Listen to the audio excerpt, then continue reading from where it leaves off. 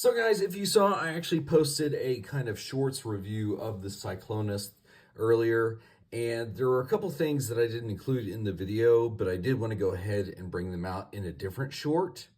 And we're actually going to look at two unique things about the Cyclonus that actually are not common to transformers today. So if you can see on his right hand, it's your normal 5mm peg hand. But if you look at his left hand, it's actually been molded in the shape of a fist. And like I said, that's not something that we commonly see on Transformers today. However, the second unique thing about the Cyclonus is that if you fold in either hand, it doesn't really matter which, you'll see that what form the jet boosters on his vehicle mode, those are actually slots that you can peg in his target master. And so if we go ahead and do this, you can see right there. And there you have it. Cyclonus and Nightsick are now connected. And it's really kind of interesting because this is very much like the Prime characters that would swap out some of their hands for weapons and things like that. But this is actually done in a style to reference what some of the characters in the Headmasters did, because they would connect in such a fashion. The odd thing being is that Cyclonus himself wasn't actually a target master in the Japanese continuity. So it's like a really weird thing that this figure can actually do that sort of gimmick. However, that got me thinking, what about our new version of Cyclonus? Could he do something similar?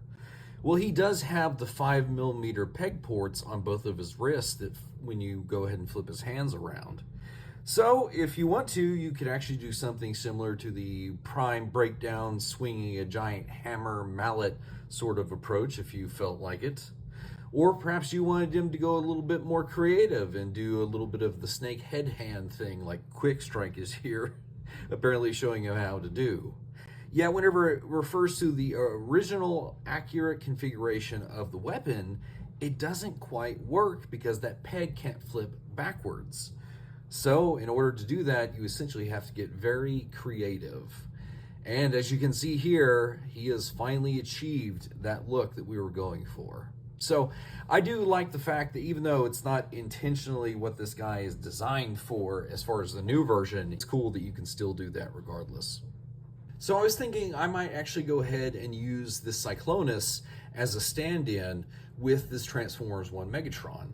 But there actually was a micro continuity that showed Megatron having Cyclonus as a direct subordinate while they faced off against Optimus Prime and Bumblebee. So I could kind of use that as the excuse as to why these two guys are standing next to each other on the shelf.